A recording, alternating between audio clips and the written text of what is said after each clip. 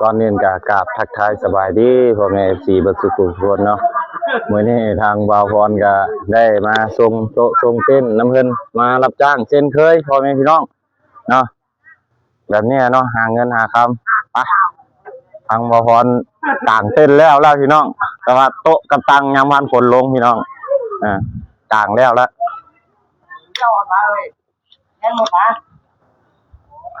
นี่นะเนาะพ่อแม่พี่น้องเนาะ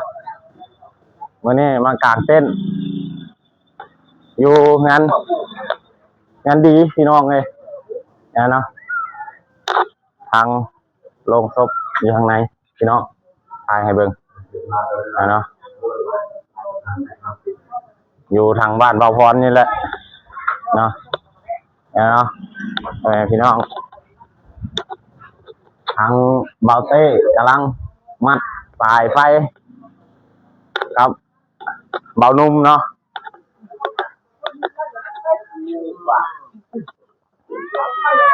สวัสดีเนาะพ่อแม่พี่น้อง FC เบิร์ดสุขคนเนาะกะบ่มีหยังหลายเนาะพ่อแม่พี่น้องเนาะทางเบาพรกะมาเฮ็ดเวียกตามเคยแบบนี้แหละเนาะพ่อแม่พี่น้องเฮ็ดจังได๋ก็ต้องสู้เนาะพ่อแม่พี่น้องเนาะจังได๋ก็ฝากกดไลค์กดแชร์ให้กับเบาพรเด้อสุขคนเนาะเนี่ยเนาะแจกคนก็เริ่มลังมาซอยเวียกกันหลายคนเนาะพ่อแม่พี่น้องเนาะเนี่ยเนาะ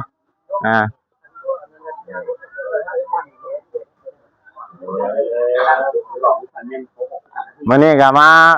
พร้อมทั้งทีมงานเนาะ3-4 คนพี่น้องเลยมาซอยเวียกงานดีหลังจากซอยเวียกอยู่นี่แล้วก็สิได้ไปบ้านน้องเกินพุ่นต่ออีกเนาะพ่อแม่พี่น้องเนาะ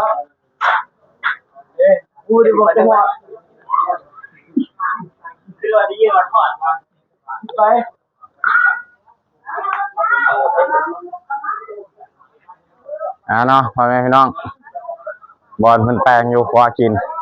หลายอย่างพี่น้องเลย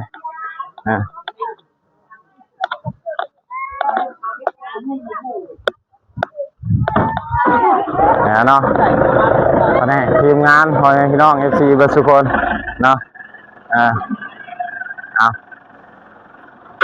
อันนี้แผนกแกงกินเนาะสั่นแล้วเนาะทางบ่าวพรก็สิได้คนโต๊ะคนเต้นลง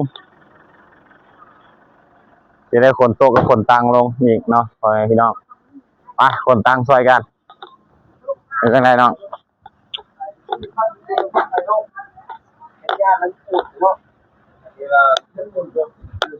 คนโต๊ะคนเต้นช่วยกันพ่อแม่ FC เบิดสุขคนเด้อ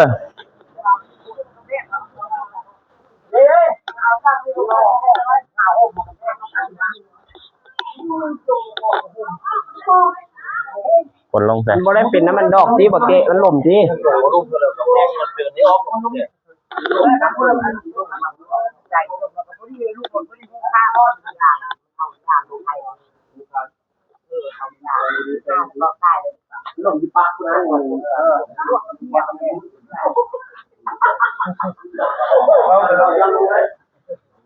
ทางทีมงานยังต่อดอกไฟอยู่พ่อแม่พี่น้อง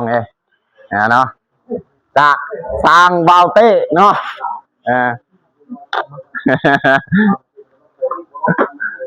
เบาเต้เบานุ่มมาพร้อมทางทีมงาน4 คนมองไม่ได้บ่บ่เป็นน้ำหัวน้าเลยนะหัวลุยถูกต้องแต่แล้วเนาะกล้องทางเบาพรมันก็อยากสั่นแน่จังน้อยเนาะเพราะว่ามันบ่แม่นไม่กันสั่นมันเป็นขาตั้งกล้องธรรมดาเนาะ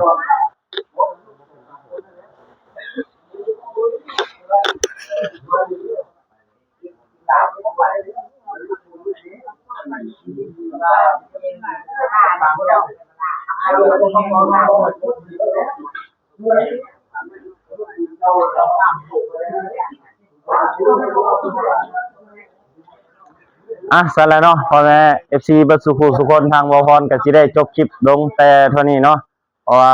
ก็สิได้เฮ็ดเวียกต่อเพราะว่ากระเต้าก็เฝ้าเวียกเด้เนาะสละสบายดีเบิดสุขุทุกคนเนาะ